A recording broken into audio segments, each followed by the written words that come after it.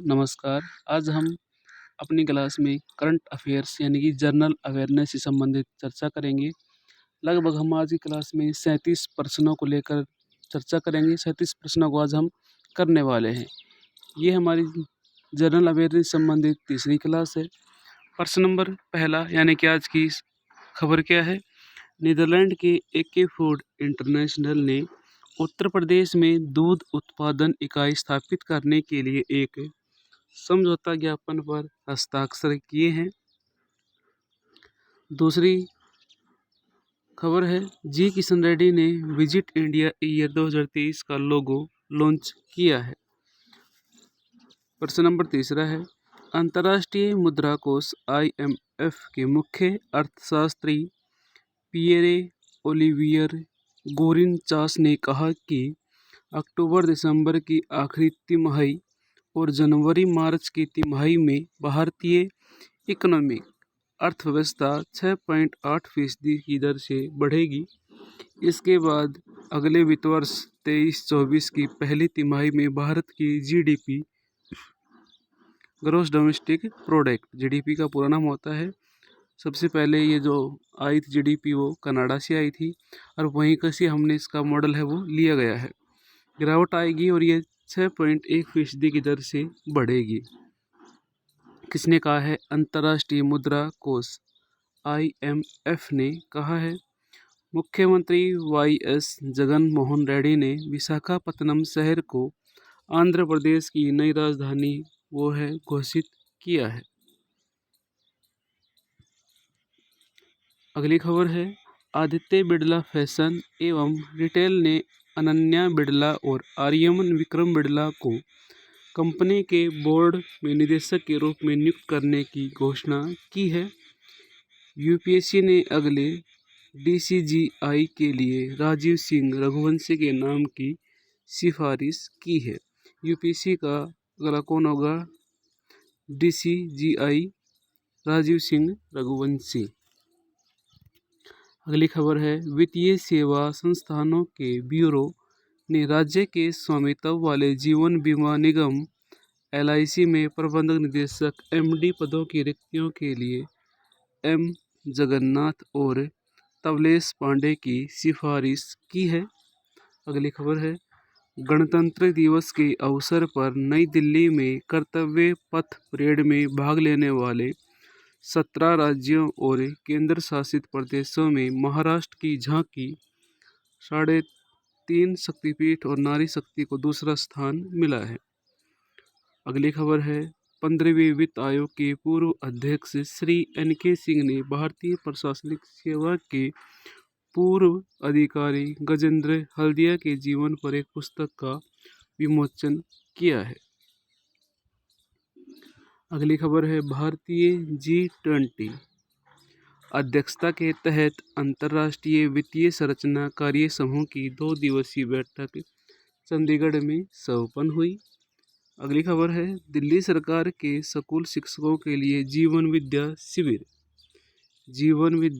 शिविर का आयोजन किया गया है। किसने किया है? दिल्ली सरकार ने किया है स्कूली शिक्षकों के लिए। यूपी सरकार ने समग्र शिक्षा अभियान शुरू किया। रक्षा मंत्रालय 2022 में MSME सामानों का सबसे बड़ा खरीदार बना। एयर मार्शल AP सिंह वायुसेना के नए वाइस चीफ होंगे। बजट 2023 ITR औसत प्रसंस्करण समय 96 से घटाकर 16 दिन किया गया। अगली खबर बजट से संबंधित है। भारतीय रेलवे के लिए अब तक की सबसे अधिक पूंजी 2.40 लाख करोड़ रुपए की परिव्यय किया गया है। अगली खबर है, वित्त मंत्री निर्मला सीतारमण ने नई कर व्यवस्था के तहत कर छूट को बढ़ाकर 7 लाख रुपए करने का प्रस्ताव किया है।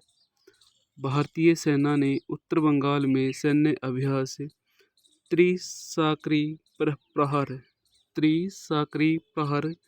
किया है। भारतीय सेना ने उत्तर बंगाल में सैन्य अभ्यास किया है जिसका नाम क्या है? त्रिसाकरी प्रहर।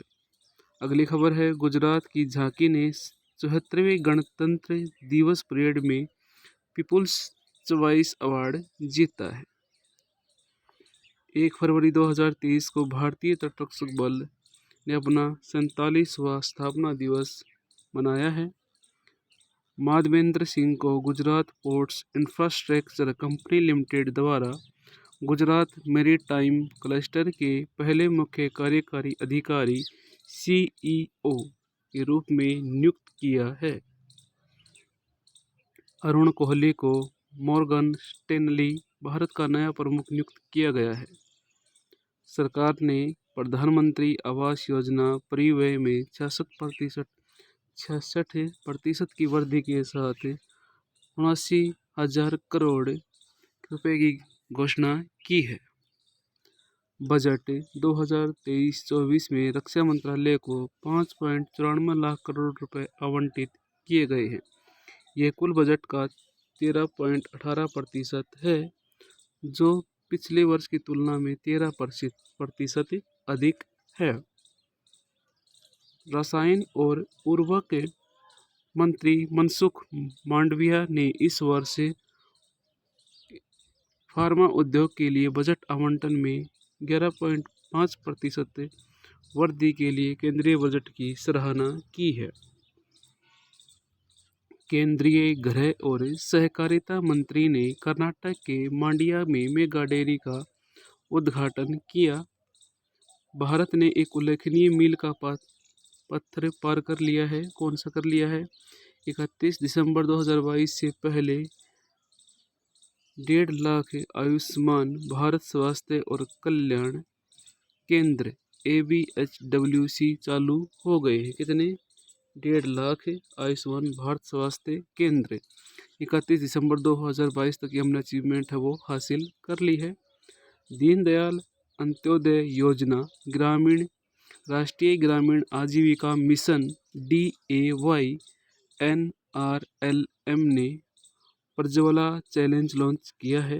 ग्रामीण विकास को बदलने वाले विचारों, समाधानों और कार्यों को आमंत्रित करने के लिए प्रज्वला चैलेंज शुरू किया है। अगली खबर है 2023-25 की अवधि के लिए भारतीय रिजर्व बैंक की मध्य अवधि की रणनीति की रूपरेखा उत्कर्ष 2.0 RBI के गवर्नर श्री शशिकांत दास द्वारा शुरू की गई थी। 19-22 की अवधि को कवर करने वाला पहला रणनीति ढांचा उत्कर्ष 2022 जुलाई 2019 में लॉन्च किया गया था। भारत की पहली अंडर वाटर मेट्रो सेवा कोलकाता मेट्रो रेल कॉरपोरेशन है KMRC।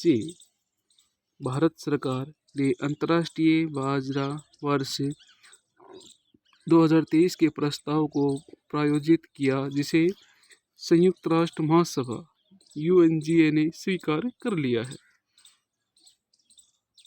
ये घोषणा भारत सरकार के लिए IYM बनाने में सबसे आगे रहने के लिए सहायक रही है। PM नरेंद्र मोदी ने भारत को बाजरा के लिए वैश्विक हब के रूप में स्थापित करने के साथ साथ IYM 2023 को जन आंदोलन बनाने के लिए अपना दृष्टिकोण भी साझा किया है। भारतीय रिजर्व बैंक मुद्रा के आभासी संस्करण के साथ चल रहे पायलट प्रोजेक्ट को पूरा करने के बाद डिजिटल रुपये के उपयोग के मामले का विस्तार करने का विचार कर रहा है। भारत 1 जनवरी से वासेनार कन्वेंशन के पूर्ण सत्र का अध्यक्ष बन गया है। इस समझौते में 42 देश शामिल हैं। भारत सरकार ने नदियों में आधुनिक क्रूज शिप सेवा चलाने के लिए 1000 से अधिक जलमार्ग तैयार किए हैं। भारत ने पाकिस्तान से 631 भारतीय मछुआरों और 2 नागरिकों को रिहा कर वापस भारत भेजने को कहा है। उन कैदियों की जेल की अवधि समाप्त होने के साथ ही उनकी नागरिकता भी पक्की हो गई है। आज का हमारा आखिरी समाचार यानी कि आखिरी जनरल अवेयरनेस से संबंधित प्रश्न है। दिनेश कुमार शुक्ला को AERB परमाणु ऊर्जा नियामक बोर्ड के अध्यक्ष रूप में नियुक्त किया गया था। आगामी हम अगली वीडियोज में और जनरल अवेयरनेस संबंधित प्रश्न करेंगे। तब तक के लिए पढ़ते रहिए, मुस्कुराते रहिए, खुश रहिए। धन्यवाद।